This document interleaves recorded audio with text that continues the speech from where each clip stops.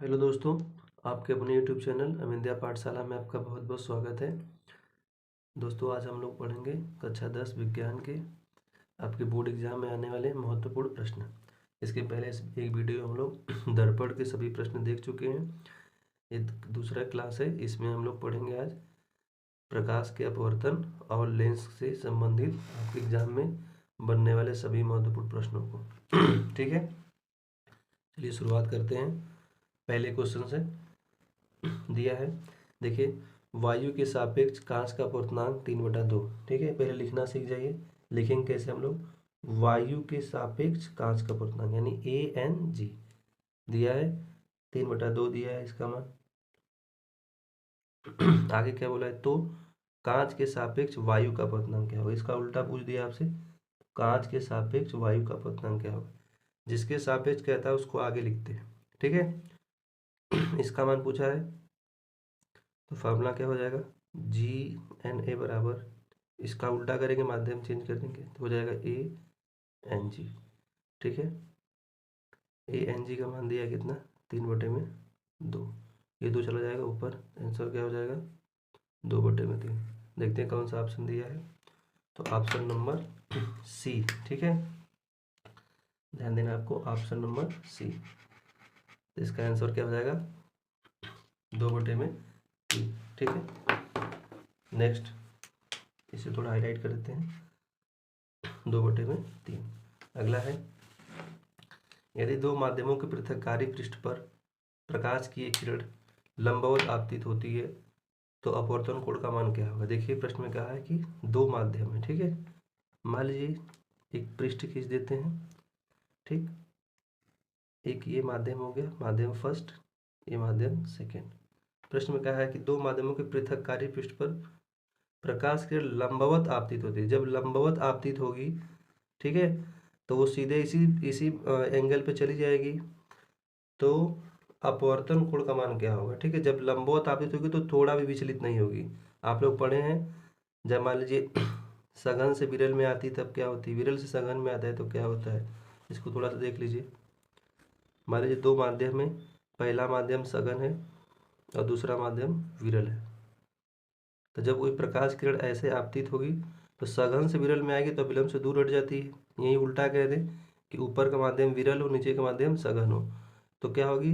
विरल से सघन में आती तब विलंब की ओर झुक जाती है। लेकिन इसमें ये बात नहीं कहा, इसमें कहा है कि दो माध्यमों के पृथककारी पृष्ठ पर प्रकाश की एक किरण, ठीक है, लंबवत आपतित, जब लंबवत आपतित होगी तो विचलित नहीं होगी। ठीक है, यानी एंगल कितना हो जाएगा आपका? 0 डिग्री। तो इसका आंसर क्या हो जाएगा आपका? 0 डिग्री। ठीक है, इसका फर्स्ट आंसर क्या हो जाएगा? 0 डिग्री। अगला है, वायु के सापेक्ष कांच का अपवर्तनांक 3/2 है। तो वायु के सापेक्ष जो दिया उसको हम लिखते जाते हैं। देखिए, वायु के सापेक्ष कांच का अपवर्तनांक कितना दिया है, थोड़ा सा इसको ऐसे कर लेते हैं। वायु के सापेक्ष कांच का अपवर्तनांक 3/2 दिया है। ठीक है, देखिए, वायु के सापेक्ष कांच का अपवर्तनांक 3/2 है।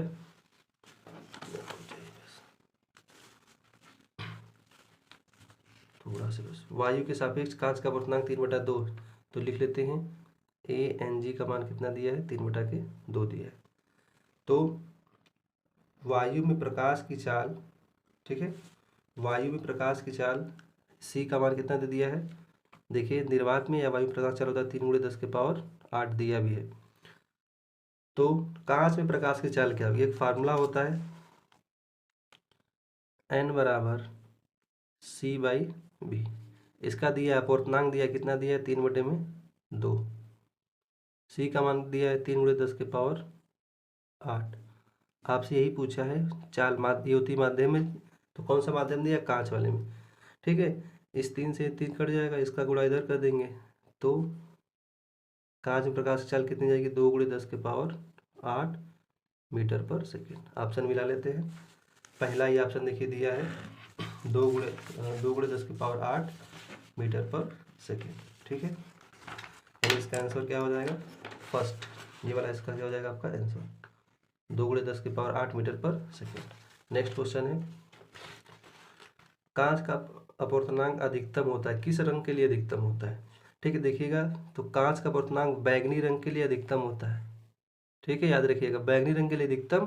अगर यही पूछता कि न्यूनतम किस रंग के लिए बताएंगे, लाल रंग के लिए क्या होता है, न्यूनतम होता है। ठीक है, लाल रंग के लिए न्यूनतम और बैगनी रंग के लिए अधिकतम होता है। फिर है जल में डूबी हुई क्षण मुड़ी हुई प्रतीत होती है, इसका कारण क्या है? ठीक है, तो अपवर्तन, परावर्तन, विवर्तन। तो प्रकाश के अपवर्तन के कारण क्या होता है कि प्रकाश के अपवर्तन के कारण जल में डूबी हुई क्षण क्या होती है, मुड़ी हुई प्रतीत होती है। इसके दो और कारण हैं। ठीक है, सुन लीजिए, अब लिख लीजिएगा आप लोग। प्रकाश के अपवर्तन के और उदाहरण क्या है? तारों का टिमटिमाना प्रकाश के अपवर्तन के कारण ही होता है। तालाब की वास्तविक गहराई का कम दिखना प्रकाश के अपवर्तन के कारण ही होता है। ठीक है, इंद्रधनुष प्रकाश के अपवर्तन पर ही डिपेंड होता है। नेक्स्ट हो गया, जब प्रकाश की किरण जल से कांच में प्रवेश करती है तो वह मुड़ जाती है। ठीक है, अभी आपको बताए थे कि सघन विरल के बारे में। तो प्रश्न में क्या क्या है कि जब प्रकाश की किरण जल से कांच में, देखिएगा ये जल हो गया, नीचे हो गया आपका कांच। बताइए दोनों में कौन सघन है कौन विरल, इतना पता होगा आपको। इन दोनों में अगर तुलना करेंगे तो जल क्या होगा आपका, विरल होगा। विरल मतलब जिसके कण दूर दूर हो। कांच क्या होगा, इसके कण पास पास बहुत होंगे, ये सघन हो जाएगा। बताइए जब प्रकाश किरण विरल से सघन में आएगी, देखिए ये विरल है, विरल से सघन में आएगी तो अभिलंब की ओर झुक जाएगी। इसको ऐसे समझ लीजिए, विरल मतलब जिसमें समझिए कि ये अगर इस वेग से आ रही है, वेग के कारण ही होता है। वेग ऐसे है जैसे अगर हम कहें कि जहाँ दूर दूर कण है, इसके कण दूर दूर है, प्रकाश किरण तेजी से आ रही है, लेकिन जैसे सघन में आएगी इसके कण पास पास है तो इसकी चाल धीमी हो जाएगी, तो सीधे न जाने की बजाय क्या होती है, ऐसे थोड़ी टेढ़ी हो जाती है, यानी अभिलंब की ओर आ जाती है। ठीक है, तो यही पूछा था आपसे, जब प्रकाश की किरण जल से कांच में प्रवेश करती है तो वह मुड़ जाती है, तो बताएं क्या, अभिलंब की ओर या अभिलंब से दूर? तो विरल से सघन में आएगी तो अभिलंब की ओर मुड़ जाएगी, अभिलंब से दूर नहीं जाएगी, यानी अभिलंब की ओर। इसका ऑप्शन नंबर बी ये सही हो जाएगा, अभिलंब की ओर। ठीक है, नेक्स्ट, यदि कोई प्रकाश किरण 45 डिग्री पर अपवर्तित होती है, यानी अपवर्तन कोण का मान दिया 45 अंश, तो माध्यम का अपवर्तनांक, यदि ये माध्यम तथा माध्यम का अपवर्तनांक 2, यहाँ छूट गया था 2 है, तो आपतन कोण का मान क्या होगा? स्नेल के नियम से आप लोग पढ़े हैं, स्नेल का नियम क्या होता है? ठीक है, देख लीजिए, एन बराबर क्या होता है? एन बराबर होता है साइन आई बटे में साइन आर। एन का मान कितना दिया, अपवर्तनांक 2 दिया है, साइन आई का मान तो दिया नहीं है, आर का मान दिया है, कितना दिया है, अपवर्तन कोण 45 डिग्री। साइन 45 का मान कितना होता है, 1/√2 होता है, तो हो गया साइन आई, इधर लिख देंगे 1/√2, इसका गुणा इधर हो जाएगा। ठीक है, जब गुणा करेंगे तो क्या हो जाएगा, 2 × 1/√2 बराबर साइन आई। ठीक है, इसको लिख सकते हैं ऊपर वाले क्या है, √2 को लिख सकते हैं, कड़ी में 2 गुणे कड़ी में 2 लिख सकते हैं, और नीचे √2 केवल है, इधर क्या बच गया, साइन आई, ये कट गया एक, ये √2 बचेगा, इसको भेज देंगे इधर हम, तो साइन इधर √2 ऐसे देख लीजिए एक बार और एक स्टेप, इधर आएगा तो क्या हो जाएगा, साइन इनवर्स हो जाता है, तो साइन इनवर्स √2 बराबर इधर क्या हो गया, आपतन कोण। तो आंसर क्या हो जाएगा, साइन इनवर्स √2। ऑप्शन मिला लेते हैं, देखिए पहला ही ऑप्शन दिया है साइन इनवर्स √2, तो इसका आंसर क्या हो जाएगा, साइन इनवर्स √2। नेक्स्ट क्वेश्चन पे आते हैं। नेक्स्ट क्वेश्चन है, निम्न में से कौन सा लेंस बनाने के लिए प्रयुक्त होता है? ठीक है, बताइए, जल द्वारा हम लेंस बना सकते हैं। ठीक है, दूसरा दिया है कांच, ठीक है, और तीसरा दिया है आपका प्लास्टिक, चौथा दिया है ये सभी। ठीक है, तो जल द्वारा भी लेंस बन सकता है, ठीक है, कांच, प्लास्टिक, यानी इसका आंसर क्या हो जाएगा, ऑल ऑफ दिस, ये सभी। नेक्स्ट है, एक वस्तु उत्तल लेंस के सामने 2f दूरी पर रखी गई है, उसका प्रतिबिंब कहाँ बनेगा? ठीक है, उत्तल लेंस के सामने 2f दूरी पर रखी गई है, तो इसका प्रतिबिंब यानी फोकस के दोगुनी दूरी पर रखी गई है, तो प्रतिबिंब वहीं पे बनेगा। 2f पर रहेंगे तो कहाँ बनेगा, 2f पर ही बनेगा। ठीक, नेक्स्ट, अवतल लेंस एक वस्तु का प्रतिबिंब बनाता है। देखिए अभी इसके पहले आप लोग हम दर्पण पढ़े थे, ठीक है, दर्पण में बताए थे हम आपको कि अवतल दर्पण में प्रतिबिंब कैसा बनता है, तो वास्तविक बनता है। वास्तविक प्रतिबिंब हमेशा उल्टा होता है, वस्तु से छोटा बनता है। लेकिन यहाँ अवतल लेंस पूछा है, तो जो दर्पण होता है उसका उल्टा क्या करते हैं हम लोग, लेंस। जैसे अगर हम कहें कि अवतल दर्पण उत्तल लेंस की तरह व्यवहार करेगा और उत्तल दर्पण अवतल लेंस की तरह व्यवहार करेगा, तो उत्तल दर्पण प्रतिबिंब कैसा बनता था, तो आभासी, सीधा, वस्तु से छोटा। तो यही पूछा है, अवतल लेंस एक वस्तु का प्रतिबिंब कैसा बनाएगा, तो क्या बताएंगे, आभासी, सीधा, वस्तु से छोटा, यानी ऑप्शन नंबर बी। नेक्स्ट है, 1 मीटर फोकस दूरी के उत्तल लेंस की क्षमता क्या होगी। देखिए लेंस की क्षमता और फोकस दूरी में दो सूत्र होता है। पहला, जब फोकस दूरी, जब एफ का मान सेंटीमीटर में दिया हो तो सूत्र होता है P बराबर 100/में F।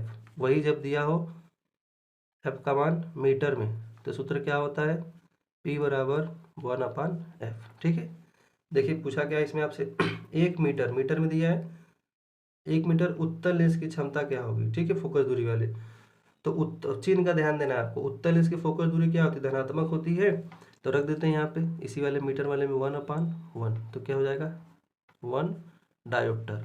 ठीक है, तो +1 की -1, तो अभी हम लोग क्या बताएं +1 आया है, तो आंसर क्या हो जाएगा हमारा +1 डायोप्टर, ऑप्शन नंबर सी।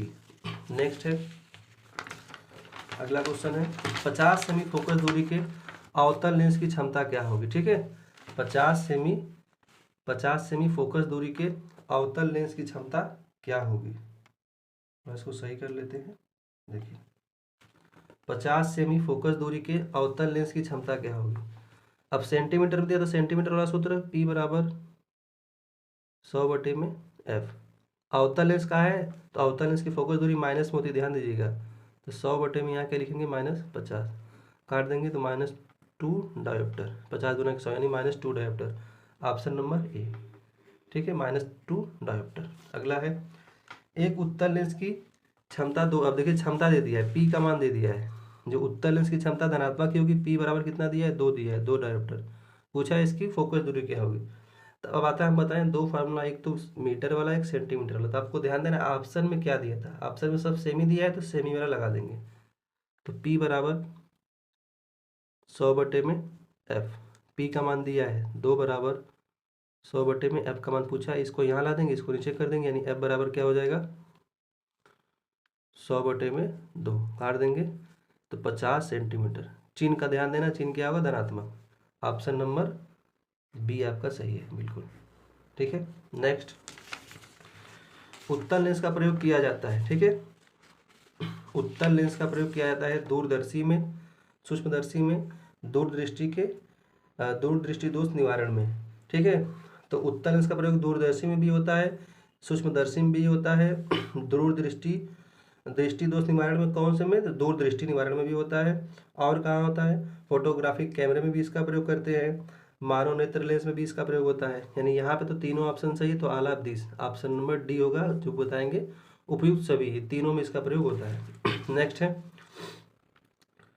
किसी उत्तल लेंस द्वारा बना प्रतिबिंब उल्टा व वस्तु के बराबर होता है। ठीक है, किसी उत्तल लेंस द्वारा बना प्रतिबिंब उल्टा व वस्तु के बराबर होता है, तो वस्तु की स्थिति क्या होगी। ठीक है, देखते हैं हम लोग, जैसे हम लोग पढ़ते हैं F होता है, जब दर्पण पढ़े थे F था, F का दोगुना क्या होता था C होता था, यही यहाँ पे प्रथम फोकस का दोगुना 2F1 हो गया। ठीक है, वस्तु को अगर हम 2F1 पर रखते हैं तभी जो इमेज बनता है वस्तु के बराबर बनता है, तो इसका आंसर क्या हो जाएगा 2F1 पर।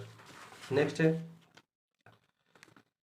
यदि कोई वस्तु एक उत्तल लेंस के सामने 2F1 दूरी पर रखी है, ठीक है, तो लेंस से उसके प्रतिबिंब की दूरी क्या होगी। अगर 2F1 पर रखे हैं तो कहाँ बनेगा, 2F1 पर रखेंगे तो 2F2 पर बनेगा, याद रखिएगा।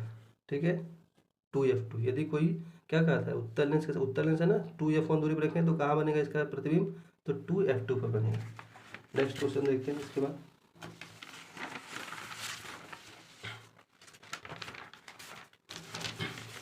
अवतल लेंस प्रदर्शित करता है। अब यहाँ आप ध्यान से आपको देखना है, पहले 2-3 चीजें आप देख लीजिए। दर्पण में हम पहले देख लेते हैं, एक होता है अवतल दर्पण, एक है आपका उत्तल दर्पण। अगर इसमें एक अगर की पॉइंट आप पकड़ लेंगे तो चारों के आंसर आप बना सकते हैं। क्वेश्चन इसमें बहुत बार आता है। बताइए, अवतल दर्पण किरणों को फैलाता है कि एकत्रित करता है? तो बताएंगे एकत्रित करता है। एकत्रित करना यानी अभिसारी, जैसे देखिए ऐसे समझिएगा, अभिसारी यानी अभी से आ रही हैं, एक जगह आ रही हैं, अभी से आ रही हैं।